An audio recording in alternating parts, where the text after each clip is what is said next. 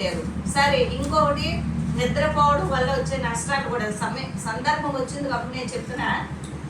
పౌలు గారు వాక్యం చెప్పేటప్పుడు కూడా అపోస్తల కార్యాలు 5 అనేవాడు కూడా కిటికీలో ఉండి నిద్రపోతాడు, పడి చచ్చిపోతాడు.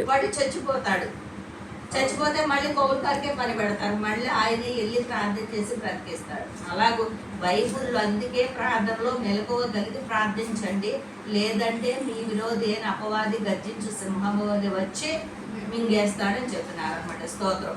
మరి ఈ రీతిలో ఈయన ఏం చెప్తున్నాడంటే మరలా మరి క్రీస్తులో నుండి బొత్తిగా వేరు చేయబడి ఉన్నారు, కృపలో నుండి తొలగిపోయి ఉన్నారు.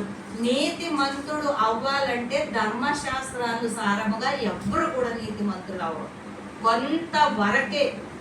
కొంతవరకే నీతి మంతులు అవ్వడానికి కాదు, అది దేవుడు అంగీకరించడానికి మాత్రమే. ఓహో పర్వాలా నా బిడ్డ ఈ రీతిలో ఉన్నారు అని చెప్పి, అలాగని చెప్పి ధర్మశాస్త్రం కాలంలో ఎవరైనా మరి పరలోక రాజ్యంలోకి వెళ్లకుండా పోయేరా? భక్తులైన వారు లేకుండా పోయేరా? ఉన్నారు కదా, అందరూ భక్తులే కదా. పాత నిబంధన గ్రంథమంతా భక్తులే కదా. కొత్త నిబంధన వచ్చేటప్పటికి జకరియా ఎలిజబెత్తమ్మలు కూడా భక్తులే కదా, యోహాను గారు కూడా భక్తులే కదా, మరి తల్లి యోసేపులు కూడా భక్తులే కదా. వాళ్ళు కూడా ధర్మశాస్త్రం క్రిందే ఉన్నారు. యేసయ్య కూడా ధర్మశాస్త్రానుసారముగానే 8 రోజు మరి సున్నతి చేయడానికి, పేరు పెట్టడానికి తీసుకెళ్ళింది. వాళ్ళు ఆ రోజు ఇంకా అదే చేశారు. పాస్కా బలియాగము యేసుక్రీస్తు సిలువలో అర్పించే వరకు కూడా పాస్కా బలియాగం అనేది ఐగుప్తులో జరిగినటువంటి గొర్రె పిల్లను క్రీస్తు యేసు ప్రభులు వారి సిలువ మరణము వరకు కూడా వాడు పాస్కా రోజున, అందుకే యేసయ్యను పట్టుకుని చంపింది ఊరికనే కాదు.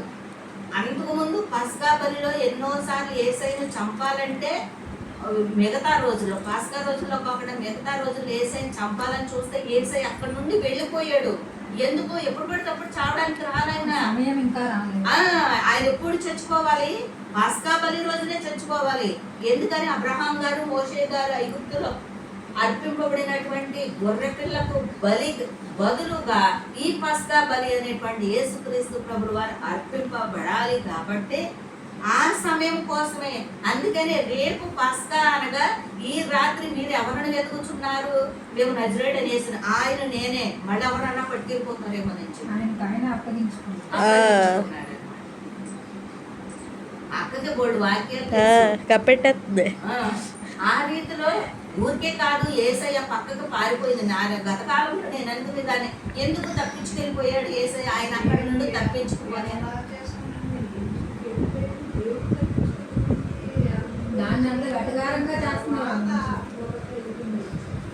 మనం ఆలోచించాలి. ఏదైనా కాదు, అస్సలు కాన్సెప్ట్ అది కాదు, దుష్టుల గురించి కాదు. ఆయన సమయం ఇంకా రాలేదు. ఆయన సమయం ఏంటంటే పాస్కా బలి రోజునే, పాస్కా రోజునే ఆయన మరణించాలి. అది కాకుండా మరి ఇన్ని సంవత్సరాలు యాగము అనేది ఆయన ఉంది కాబట్టి అది రావాలన్నమాట, అది రావాలి. అందుకని ఆయన మరి అప్పటి వరకు కూడా మరి దొరకకుండా ఉన్నారు. ఆయన్ని రాళ్ళతో కొట్టి చంపాలనుకున్నారు, అది దేవుని చిత్తం కాదు. ఆయన్ని త్రోసి చంపేయాలనుకున్నారు, పైనుండి కిందకి, దేవాలయం మీద నుండి కిందకి తోసి చంపేయాలనుకున్నారు. అది కాదు దేవుని ప్రణాళిక. ఆ సాయి చనిపోవాలంటే 2 సంవత్సరాల బిడ్డల్ని చంపేసినప్పుడే చచ్చిపోవచ్చు. కానీ ఆయన కొన్ని పనులు చేయవలసి ఉన్నది. ఏంటి? పేదలకు సువార్త ప్రకటించాలి, గుడ్డి వారి కన్నులు తెరవాలి, గుంటి వారిని బాగు చేయాలి, ఈయన నా ప్రియ కుమారుడని తెలుసుకోవాలి, శిష్యుల్ని సిద్ధపరచాలి. ఎన్నో పనులు ఆయన దేవుని పనులు. అవన్నీ ఇంకా జరగలేదు కాబట్టి 2 సంవత్సరాలు పెట్టింది చెప్పడానికి కాదు, చంపించుకోవడానికి. ఆయన పీకోకపోతే మనం వేసుకుంటాం. అప్పుడు ధర్మశాస్త్రం అనే కాడి క్రింద పక్క దొంగలు 2 ఉన్నారు చూడు, తప్పు చేస్తే ప్రతి ఒక్కడు సిలువ మరణం. ఇప్పుడు కూడా అది అమలు ఉండేదేమో, లేదంటే ఇప్పుడు మన భారతదేశంలో ఉరి శిక్ష కదా, మనం వేసుకోవాలి. అది ఎవడో ఏదో అన్నాడని చెప్పని మనం బాధపడవలసిన అవసరం లేదు. దేవుడు వెక్కిరింపబడడు. మనుష్యుడు ఏది విత్తుతాడో ఆ పంటనే కోస్తాడు. నశించుచున్న వారికి సిలువను గూర్చిన వార్త వెర్రితనము గాని రక్షింపబడుతున్న మనకు దేవుని శక్తి అయి ఉన్నది. రక్షింపబడుచున్న మనకు అది దేవుని శక్తి. ఆమేన్. హల్లెలూయా, హల్లెలూయా, హల్లెలూయా. అయితే ఈ అబ్రహాం గారు దేవుని నమ్మాడు కాబట్టి, నీతిమంతుడిగా నమ్మాడు కాబట్టి అది అతనికి నీతిగా ఎంచబడింది. ఇక్కడ ఏం చెప్తున్నాడు ఈయన? ధర్మశాస్త్రము వలన నీతిమంతులని తీర్చబడు వాడెవడో వాడు క్రీస్తులో నుండి బొత్తిగా వేరు చేయబడుచున్నాడు, కృపలో నుండి కూడా తొలగిపోయి ఉన్నారు. కృప దేనికి సాదృశ్యం? యేసయ్యలోనికి సాదృశ్యం, రక్షణలోనికి సాదృశ్యం కృప అంటే. మరి దానిలో కృపలో నుండి, రక్షణలో నుండి కూడా మనం తొలగిపోతాము. ధర్మశాస్త్రానుసారముగా చేసే వాళ్ళకి రక్షణ లేదు, ఎందుకంటే క్రీస్తుని అంగీకరించరు కాబట్టి. ప్రపంచమున రక్షణ కలిగించు నామము యేసునామం, ప్రభులు యేసునామం. వేరొక నామానికి ఇవ్వబడలేదు. హల్లెలూయా, హల్లెలూయా, హల్లెలూయా. అయితే మనం ఈ రోజు దాస్యమనే కాడి క్రింద ఉందామా, లేదంటే కృపలో ధర్మశాస్త్రానుసారముగా ఉందామా, కృపలో నుండి తొలగిపోదామా? ఏం చేయాలి మనము? ఏ స్వాతంత్రాన్ని మనము వృధా వ్యర్థపరచకూడదు. ఏ స్వాతంత్రాన్ని యేసుక్రీస్తు ప్రభులు వారు సిలువలో ఆయన శ్రమలు అనుభవించి, మన కోసం శ్రమలు అనుభవించి మరి మరణించినటువంటి మరణ పునరుత్థానాన్ని మనము హేళన చేయకూడదు, నిర్లక్ష్యపరచకూడదు. ఇంత గొప్ప రక్షణ నిర్లక్ష్యం చేసిన మనము ఎలాగూ తప్పించుకుంటాము? తప్పించుకోలేము. ధర్మశాస్త్రం అనే కాడి క్రిందకి వెళ్ళదు, మూల పాఠాల వైపుకి వెళ్ళకూడదు. సాధ్యమైతే కాదు, సాధ్యమైనంత వరకే కాదు, ఉండాలి అసలు. అంటే ఇదే నిశ్చయం, ఇదే నిశ్చయము. అందుకనే తర్వాత ఇంకో వచనం ఏమనుంది? కృపలో నుండి బొత్తుగా తొలగిపోవద్దని, ఏలైనగా మనము విశ్వాసము గలవారమైతే నీతి కలుగునను నిరీక్షణ సఫలమగునని ఆత్మ ద్వారా ఎదురు చూచుచున్నాము. యేసుక్రీస్తు నందుండు వారికి సున్నతి పొందుట ఎందేమీ లేదు, పొందకపోవుటందేమీ లేదు గాని ప్రేమ వలన కార్య సాధకమగు విశ్వాసమే ప్రయోజనకరము. హల్లెలూయా, హల్లెలూయా, హల్లెలూయా. యేసుక్రీస్తు ప్రభువు వారు చనిపోయి పునరుత్థానమయ్యి శిష్యుల వాక్యము విస్తరింప చేస్తున్నప్పుడు కూడా వీళ్ళందరూ కూడా మరలా సున్నతి అనే మూలపాఠం అనేది తీసుకొస్తున్నప్పుడు అప్పుడు చెప్తున్నాడు పౌలు గారు, క్రీస్తు యేసు ముందున్న వారికి సున్నతి పొందుట వందేమీ లేదు, మేము యేసయ్యను నమ్ముతాము, సున్నతి కూడా పొందుతాము. వీళ్ళకి తృప్తి లేని మనుషులు అనమాట. అది అనేది లాగుతుంది భయం. అమ్మో ఇది చేయకపోతే, ఇది చేయకపోతే, ఏ పనన్నా చేయని, ఏదన్నా చేయని, అమ్మో నేనే కొబ్బరికాయ కొట్టల, అమ్మో నేను కొబ్బరికాయ కొట్టల, అమ్మో నేను ఈ రోజు మంచి రోజు చెడు రోజు చూసుకోవాలా అనేది భీతి ఉంటదే, భీతి ఉంటదే. అది అలాగూ వీళ్ళకి సున్నతి అనే భీతి ఉండిపోయింది అనమాట.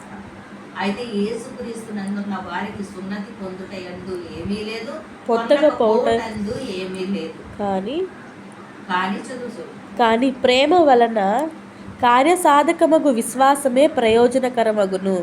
ప్రేమ వలన కార్య సాధకమైన విశ్వాసమే ప్రయోజనకరమగును. విశ్వాసమే లేదు. సున్నతి పొందకపోయిన యేసయ్య మమ్మల్ని రక్షిస్తాడు.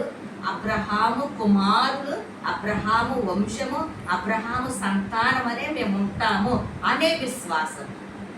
ఏంటి? దేవుడు అన్నాడు కదా, మరి విశ్వాస సంబంధులే అబ్రహాము గారి వంశం వస్తుంది, సంబంధులు కుమారులు అని చెప్పనే. విశ్వాసులకు తండ్రి ఎవరు? అబ్రహాం గారు. అంటే అబ్రహాము బిడ్డలం అవుమేమో సున్నతి పొందకపోతే. అబ్రహాం గారు ఆ రోజు సున్నతి పొందారు కాబట్టి సున్నతి ఫస్ట్ అబ్రహాం గారు ఇస్సాకు గారే పొందారు అన్నమాట. ఒక్కరోజే ఆ సున్నతి ఎక్కడి నుండి వచ్చింది కాబట్టి ఒకవేళ ఆయన మేము సున్నతి పొందకపోతే ఆయన బిడ్డలం అవుమేమో అనే భీతి ఉంటుంది కదా. పొందుట ఎందు లేదు, పొందకపోవట ఎందు లేదు, కానీ ప్రేమ వలన విశ్వాసమే ప్రయోజనకరమగును. ప్రయోజనకరమంట. ప్రేమ వలన విశ్వాసమే. విశ్వాసం ఏంటి? యేసయ్య మా కోసం సిలువలో మరణించి పునరుత్థానమయ్యాడు కాబట్టి ఇక ఇవన్నీ కూడా క్రీస్తులో సమస్తము కొట్టివేయబడి ఉన్నవి. ఆమేన్, హల్లెలూయా అని మన విశ్వాసముతో ఉండడమే ప్రయోజనకరం అండి. ఇదేమి లేదు, కొబ్బరికాయ కొట్టుట ఎందు లేదు, వారాలు చూచుట ఎందు లేదు, శుక్రవారం చూచుట ఎందు లేదు, మంగళవారం చూచుట ఎందు లేదు, బుధవారం చూచుట ఎందు ఏది చూడడం వల్ల ప్రయోజనం ఏమీ లేదనమాట. ప్రేమ వలన విశ్వాసం కలిగి ఉండడమే ప్రయోజనం అనమాట. అలాగే ఈ స్వాతంత్రాన్నంట మనము వ్యర్థపరచుకోవద్దు, మరలా దాస్యమని కాడి క్రిందకి వెళ్ళొద్దు. ఎంతైనా పట్టుదల కలిగి విశ్వాసంతో ఉండాలి, ఎంతైనా పట్టుదల కలిగి విశ్వాసంతో ఉండాలి. అలా ఆడపిల్లని మంగళవారం బయటికి పంపించకూడదు, పుట్టింటి నుండి అత్తింటికి పంపించకూడదు, మళ్ళీ శుక్రవారం పంపించకూడదు, బుధవారం పంపించకూడదు. నాకు ప్రదానం చేసి పెళ్ళికి బుధవారమే బయలుదేరి ఆ రోజునైతే మేము ఎత్తుకోవచ్చు. నేనేమన్నా పాడైపోయి అనుకునేదాన్ని బట్టి అంతే కదా. విశ్వాసమే మన విజయం, క్రీస్తునందు విశ్వాసమే మన విజయం. వేరొకటి లేదు విజయానికి తొలిమెట్టి విశ్వాసం, క్రీస్తునందు విశ్వాసం.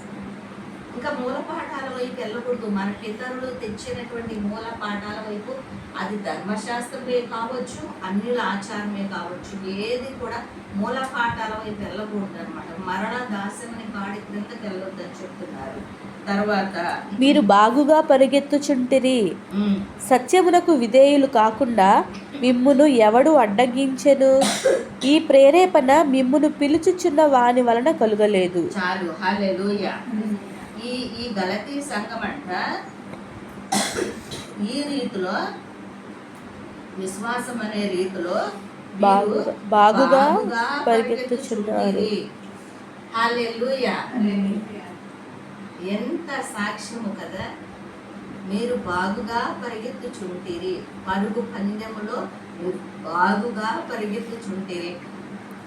అంతకుముందు పౌలు గారు వీళ్ళ గురించి ఏమన్నారు? ఒక సాక్ష్యం చెప్పారు, నా నిమిత్తము మీ కన్నులు ఓడదీసి కూడా ఇచ్చేస్తారు నాకు అన్నారు నా దగ్గర కదా. ఎంత సాక్ష్యం గలతీయులను బట్టి ఆయన ఎంత సాక్ష్యం పలుకుతున్నారు. మరే దేవుని వాక్యం ఏం చెప్తుందంటే, మనల్ని మనము తనను తాను మెచ్చుకొని బట్టి యోగ్యుడు కాదు, బట్టి యోగ్యులు కాడు, ప్రభువు మెచ్చుకొని వాడు యోగ్యుడు. మెచ్చుకొని వాడే యోగ్యుడు. అంటే ప్రభువే ఇప్పుడు మన దగ్గరకు వచ్చి ప్రభువు మనకి ఎలా కనపడతాడు మెచ్చుకోవడానికి? మన పైన ఉన్నటువంటి మన తండ్రులైనటువంటి కన్నా తండ్రులు కాదు, మనల్ని విశ్వాసము నడిపిస్తున్నటువంటి పౌలు గారు లేక ఇలాంటి సంఘ సేవకుల ద్వారా మనము మెచ్చుకొనబడినప్పుడు, మెచ్చుకుంటే మనము అప్పుడు యోగ్యులం అవుతాం. కానీ మనలో నేను బాగా చేసేస్తానా, చర్చికి సంబంధించి నేను బాగా చేసేస్తానా, లేదు గుడికి సంబంధించి నేను బాగా చేసేస్తాను, అది చేసేస్తాను, ఇది చేస్తాను, నువ్వెన్ని చేసినా కానీ వృధా, అది నిష్ప్రయోజనం, వృధానే. ఎందుకు? అది సమర్పణంగా ఉండాలి, విశ్వాస సహితంగా ఉండాలి, కృతజ్ఞత పూర్వకంగా ఉండాలి. తర్వాత క్రీస్తు ఏది చేసినా మనం క్రీస్తు నిమిత్తం చేయాలి, కానీ మీ గొప్పల కోసం కాదు. పరిసయ్యులు అంటాడు కదా, సంత విధుల్లోకి వెళ్ళి మీరు అక్కడ మూలంలో నమస్కారాలు చేసుకుంటారు, సింహాసనాలు వేసుకుని వందనాలు అర్పించుకుంటారు, మీకు శరీరం అంగీల మీద పెద్ద పెద్ద ప్లేట్లు పెట్టుకుని వాక్యాలు పెట్టుకుంటారు. అది కాదు మనకి దేవుడు మెచ్చుకోవాలి మన ప్రవర్తన. దేవుడు పక్షాన ఉన్న పౌలు గారు ఈ సంఘం గురించి ఎంత మెచ్చుకుంటున్నాడు. 4 అధ్యాయంలో మెచ్చుకున్నాడు, మరలా అధ్యాయంలో మెచ్చుకున్నాడు, మొదటి నుండి చివరి వరకు మెచ్చుకుంటారన్నాడు. ఏమని? మీరు బాగుగా పరిగెత్తుచుంటిరి, సత్యమునకు విధేయులు కాకుండా మిమ్మల్ని ఎవడు అడ్డగించెను? సత్యానికి విధేయులు కాకుండా ఎవడు అడ్డగిస్తున్నాడు? అంటే ప్రార్థనకు రావద్దని ఎవడు అడ్డగిస్తున్నాడు మనల్ని? సైతాన్ని అడ్డగిస్తుంది. అది దాన్ని కూడా మనం ఏం ఎదిరించాలి, బంధించాలి, గద్దించాలి. ఇక ఒకసారి వచ్చిన తర్వాత మనం తీసుకున్న నిర్ణయమే తప్పిక అది చేసేది ఏమీ లేదు. మనం తీసుకున్న నిర్ణయమే అది కడ వరకు ఉండాలి. అవును, నీ మాట ఏమన్నా అవునంటే అవును, కాదంటే కాదు అని అన్నాడు. అవునంటే అవును, కాదంటే కాదు. నువ్వు ఆనాడు తీసుకున్న నిర్ణయం చివరి వరకు కూడా అలానే ఉండాలి తప్ప మరలా మూల పాఠాల వైపు వెళ్ళిపోకూడదు అని చెప్పని చదువమ్మ. సత్యమునకు విధేయులు కాకుండా మిమ్మును ఎవడు అడ్డగించెను? ఎవడు అడిగిస్తాడు? ఈ ప్రేరేపణ మిమ్ము ఆగు ఒకసారి. అడ్డగించను అనేది ఇక్కడ ప్రశ్న వచ్చింది. అంటే ఎవడో అడ్డగించలేడని. ఒక చోట అంటాడు కదా, దేవుని ప్రేమ నుండి మిమ్మల్ని ఎడబాయిపు వాడెవడు, కొరింథీ పత్రిక రోమా పత్రికలో ఉంటది. దానిలో బోల్డ్ సమస్యల నుండి ఆ పౌలుగా చెప్తానే ఉంటారు. ఆకలైనా, దప్పికైనా, వస్త్రహీనత, కొరింథీ. ఉపద్రవమైన, కొరింథీనైనా ఉపద్రవమైన, మరణము తప్ప క్రీస్తు ప్రేమ నుండి నిన్ను నన్ను వేరు చేయదు ఏముంది? ఏది లేదు. ఏమి లేదు. శ్రమలు కానీ, ఆకలి కానీ, వస్త్రహీనత కానీ, అనారోగ్యం కానీ ఏది కూడానంట మనల్ని క్రీస్తు ప్రేమ నుండి ఎడబాపలేదంట. ఇది క్వశ్చన్ అన్నమాట. నిజంగానే మిమ్మల్ని ఎడబాపేద్ది అంటులా క్వశ్చన్ వేసాడు అనమాట. ఎప్పుడు అడబాపుతాడు మిమ్మల్ని అని చెప్పని. అది చదువు. ఈ ప్రేరేపణ మిమ్మును పిలుచుచున్న వాని వన్న కలగలేదు. పులిసిన పిండి కొంచెమైనను ముద్ద అంతయు పులియ చేయును. చాలు. హల్లెలూయా. ఈ ప్రేరేపణ మిమ్మును పిలుచుచున్న వాని వలన కలగలేదు. ఏంటి? ఎవడో అడ్డగించేస్తున్నాడు, ఎవడో అడ్డగించేస్తున్నాడు అని చెప్పని అనుకున్నది. ఈ ప్రేరేపణ మనం పిలిచిన దేవుడి నుండి కలగలేదు. బిడ్డ అంది కదండి అక్కడ, సైతాను దాని నుండి. కానీ దాని నుండి కూడా ఎడవాయిపు వాడు ఎవడు లేడు అనమాట. అయితే ఇక్కడ ఈ పులిసిన పిండి కొంచెమేనను ముద్ద అంతయు పులియ చేయును. పులిసిన పిండి ఇప్పుడు మనము అట్లు వేసుకోవడానికి ఇప్పటికిప్పుడు రుబ్బుకున్నాం అనుకో, అది పుల్లగా లేకపోతేనంటే అట్లు రావంటారు కదా. అలా రానప్పుడు మనం ఏం చేయాలంటే నైట్ అంతా అట్లా కాదు, పులిసిన పిండి అంత ముందు పులిసిన పిండి ఏదైనా కొంచెం ఉందనుకో, ఆ పిండి తెచ్చి దీనిలో కొంచెం వేస్తే మొత్తంతా కూడా పిండిని పులుపు చేసేస్తుందంట. పులిసిన పిండి కొంచెమైనాను అది ముద్దంతా పులుపు చేసేస్తుంది. ఆ అట్లు సరిగ్గా రావడానికి పులిసిన పిండి లేకపోతే పెరిగేస్తారు. ఇప్పుడు దీన్ని ఏం చేస్తుంది? పులియబెడుతుంది మొత్తాన్ని.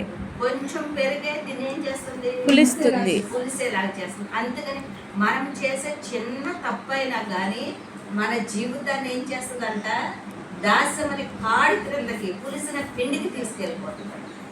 దేవుని వాక్యము ఇంటికాడ చదువుతుంటే ఏమీ అర్థం, ఇంటికాడ చదువుతుంటే ఏమీ అర్థం అవట్లా. ఈ రోజు 5వ అధ్యాయం 6వ అధ్యాయం మొత్తం చెప్పేద్దాం అనుకున్నావా? కానీ మనకు అర్థమవుతుంది. అక్కడ మనకి ఎక్కడ కావాలో పరిశుద్ధాత్మ దేవుడు నాకొక్కదానికి బయలుపరిస్తే నాకొక్కదానికే కాదు కదా, మనందరి ప్రయోజనం చూసుకోవాలి. కాబట్టి దేవుడు నిజంగా మనతో ఉన్నాడు. ఆమేన్. ఆమేన్. హల్లెలూయా. హల్లెలూయా. హల్లెలూయా. గొప్ప గొప్ప సంగతులు ఎవరికి బయలుపరిచాడంట దేవుడు? చంటి బిడ్డలకి బయలుపరిచాడంట. ఇప్పుడు ఎవరికి బయలుపరుస్తున్నాడు? మనకే. బిడ్డలమే. పసిబిడ్డలు. మనం ఏమన్నా సేవకులమా? మనం ఏమన్నా తెగ చదివేసుకోవడమా? మనకేమన్నా వచ్చా? ఏం తెలీదు. కానీ ఇంత గొప్ప గొప్ప విషయాలు ఎవరికి బయలుపరుస్తున్నాడు? చంటి బిడ్డలమైనటువంటి మనకి మర్మాలన్నీ తెలియపరుస్తున్నాడు. హల్లెలూయా. హల్లెలూయా. హల్లెలూయా. ఈ పులిసిన పిండి పులిపిండి కొంచెమైనాను మొత్తంతా కూడా పాడైపోద్దంట. అందుకని పాతవి దాస్యమని కాడి క్రింద ఉన్నవి ధర్మశాస్త్రానుసారమైనటువంటి పనులు లేదు. గత కాలంలో ఉంది కదా మూల పాఠాలే. కానీ ఒక వచనం ఉంటుంది. ఏమని ఉంటుందంటే అది మంది అయితే మీరు దేవుని ఎరుగని వారే, నిజమునకు దేవుళ్ళు కాని వారికి దాసుల ఇంటిని కానీ ఇప్పుడు మీరు దేవుని ఎరిగిన వారును మరి విశేషముగా దేవుని చేత ఎరగబడిన వారే ఉన్నారు. 4వ అధ్యాయము స్టార్టింగ్ లో దేవుడు కదా. ఆ కాలం మంది అయితే దేవుని ఎరగని వారమైతే ఆ పనులు చేశాం కదా, ఆ పనుల్లో తెచ్చి కొంచెం ఎక్కడ పెట్టినా పాడైపోతుంది. దాస్యమనే ధర్మశాస్త్రంలో చేసిన ఒకవేళ అదే కాదు, ఒక సహోదరు వచ్చింది. హల్లెలూయా. హల్లెలూయా. వారం దేవుడు తీసుకొచ్చింది కాక. ఆమేన్.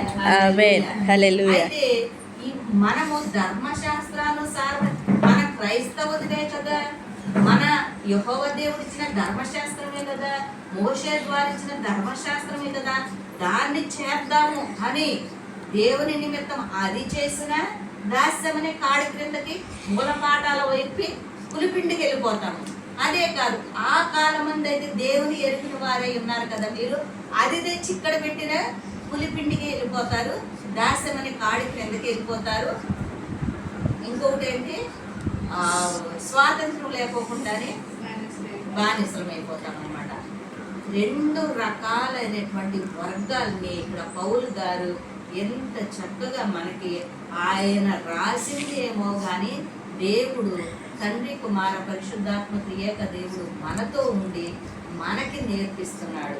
మనకి నేర్పిస్తున్నాడంటే ఏంటి, మనం ఇప్పుడు ఉన్నామని, అక్కడ లేవు నువ్వు కూర్చున్నావు, అక్కడ లే తొందరగా రా అని పిలుస్తున్నామంటే అక్కడ కూర్చోని చోట కూర్చున్నాము, ఏదో ఉంది అందుకనే పిలుస్తున్నారు. పామే ఉండొచ్చు, కప్పే ఉండొచ్చు, తేలే ఉండొచ్చు, జర్రే ఉండొచ్చు, ఏదన్నా ఉండొచ్చు, అక్కడ నుండి పిలుస్తున్నామంటే కూర్చోకూడని చోట కూర్చున్నామని. అంటే ఇప్పుడు దేవుడు మనకి బోధిస్తున్నాడు, బయలుపరుస్తున్నాడంటే సరైన మార్గంలో లేమని.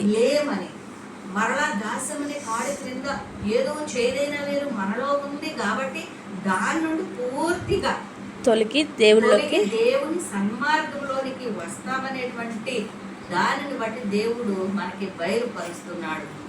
ఈ పత్రిక నేను ఎన్నుకున్నది కాదు, మీ చేత ఎన్నుకోబడింది.